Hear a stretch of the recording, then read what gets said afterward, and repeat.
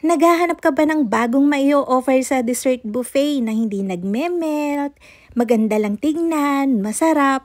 So ito na yun. Today, gagawa tayo ng cheesecake tart covered with chocolate. Syempre, banhoten yan, kaya huwag na nating patagalin yan. At simulan na natin. Dito, meron akong 350 grams ng cream cheese. Iki-cream lang natin yan para lumambot, madali na siyang i-combine sa ibang ingredients.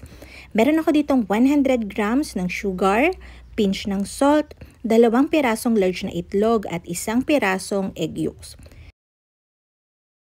Tsaka natin siya hahaluin. Kung wala kayong hand mixer, pwede rin to gamit lang yung wire whisk. Hindi siya mahirap gawin ang cheesecake. So, hinalo ko na yan until creamy. Then, mag-a-add na tayo dito ng 120 grams ng cream. Pwede dito ang all-purpose cream, pwede dito ang whipping cream, pwede dito ang heavy cream. Pero mas magandang gamitin talaga dito is yogurt. Oo, nanunuot talaga yung lasa, yung creaminess kapag yogurt ang hinalo nyo. 120 grams yun kahit ano pa yung ilalagay nyo. Naglagay din ako dyan ng 1 tablespoon ng lemon, 1 teaspoon ng vanilla extract, then hahaluin na natin yan. So, ito na yun. Ito na yung mixture natin para sa baked cheesecake. Para maging mas smooth yung cheesecake natin, kailangan natin yung salain. Pagkasala natin yan, itatransfer ko yan dito sa butter dispenser natin. Tsaka natin siya ilalagay dito sa mga silicone mold.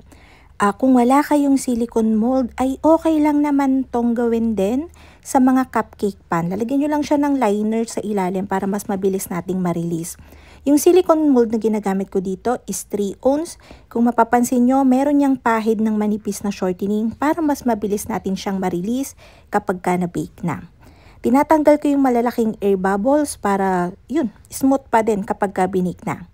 Ibi-bake natin to sa preheated oven, 100 degrees Celsius for 25 to 30 minutes. Hindi na ako nagwa-water bath kasi maliliit lang naman to. Kailangan lang natin ng mababang temperature para ma-bake siya. So pagka na-bake na, ganyan yung itsura niyan. Medyo malambot pa yung mga center, okay na yun. Hindi nyo na siya kailangang paging firm para maging mas creamy lang, masarap lang kainin yung ating cheesecake, hindi siya matigas masyado. So, ginawa ko, pinalamig ko yan kapag hindi na siya mainit. Nilagay ko siya sa freezer para mag-frozen. Kailangan natin to frozen solid bago natin siya gamitin. Dito naman, gagawa tayo ng tart natin. Meron ako ditong 1/2 cup ng butter, softened na to. So, kinirim ko na lang yan. Add tayo dito ng 1/4 cup ng sugar, 1/2 teaspoon ng salt, 1 pirasong large na itlog. Then, i-cream na natin yan. Kapag para na siyang buttercream, add tayo ng 2 tablespoon ng powdered milk and 250 grams ng cake flour.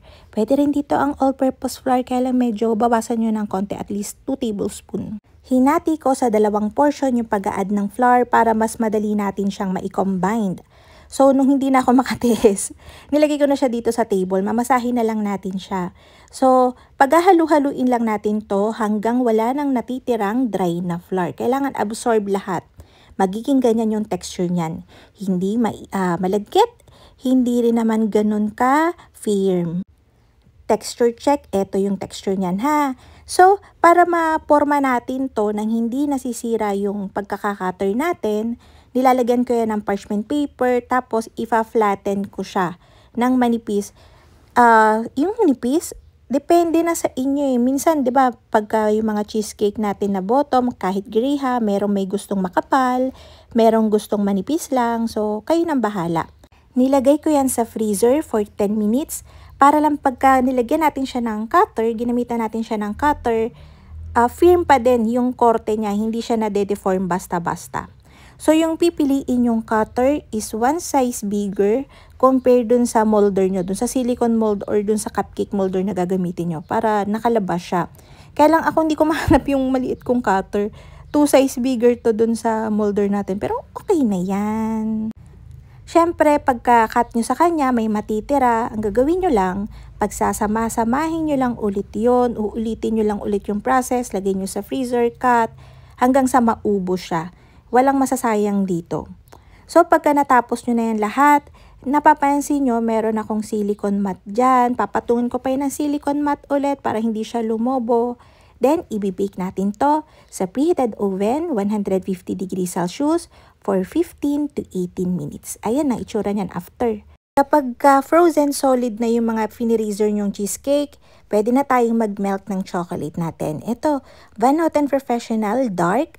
Magka-cut lang ako dito ng at least 400 grams. Hindi natin magagamit lahat yon. Usually, magagamit lang dun is mga nasa 120 or less. Pero kailangan natin na madami kasi magdi-dip tayo. Double boiler yung gagamitin nating method para ma-melt yung chocolate natin. So, meron tayo ditong mainit na tubig sa ilalim. Ipinatong lang natin yung pinaglalagyan natin ng chocolate. Then, continuous yung halo. And then, mabilis lang talaga itong magme-melt. Kapag ka nagtutunaw kayo ng chocolate, huwag nyong intayin mag-melt siya completely. Habang meron pang buo-buong maliliit, okay na yun. Haluin nyo na lang siya nang hindi na nakapatong sa ilalim ng tubig. Magme-melt na yan para mas maganda. Hindi makaiwas tayong masunog yung chocolate natin. So, nag-cut lang ako dito ng nuts. Maliliit dapat. Para pagka dinip natin, may halo-halong nuts siya. Malaki din yung ambag nito sa flavor, promise. Parang may peanut butter na element tayong makakain kapag kinain natin yung cheesecake. So, ayan, yung frozen nating cheesecake, in-unmold ko na din, dinip ko na siya. Huwag nyo talaga tong i-dip ng hindi pa frozen solid. Mahihirapan kayo, babagsak yan ng babagsak. Then, nilagay ko na yan dito sa center ng mga tarts natin. Diba? Hindi naman to mahirap gawin. Actually, mabilis lang siya. Siguro yung matagal lang talaga dito yung pag-iintay na ma-frozen yung cheesecake. Diba, maliit lang siya. Kailangan natin siyang patangkarin ng konti para mas mukhang malaki. Gagawa tayo ng chocolate whipped cream. Meron ko ditong 1 cup ng whipping cream, 50 grams ng chocolate. Naglagay lang ako ng konting whipping cream dun sa chocolate natin. Then, minelt ko na yan. So, pagka melted na siya, papalamigin ko ng konti. Tsaka natin i-whip yung natitira dun sa 1 cup na whipping cream. Minix ko lang yung cream natin hanggang sa mag-volume siya. Tsaka natin ilalagay yung ganache natin na tinunaw kanina. Sobrang simple lang nung whipped cream nito pero stable siya. Hindi siya basta-basta natutunaw. Mas napatibay yung cream natin dahil dun sa Van Houten na chocolate. Kung gusto nyo pang mas ma-intense yung flavor ng chocolate, at lang kayo pa unti-unti ng chocolate. So, ayan, pinipe na natin siya. Diba? Mas mukha siyang mas matangkad, hindi na siya mukhang maliit. Then, lagay lang tayo ng toppings kung ano yung available sa inyo or meron kayong syrup, lagay nyo sa center. Okay na yun. So, ayun ang mga kalutong tinapay. Try nyo to. Magkita-kita tayo muli. Ito pong mali ang lutong tinapay. Bye-bye!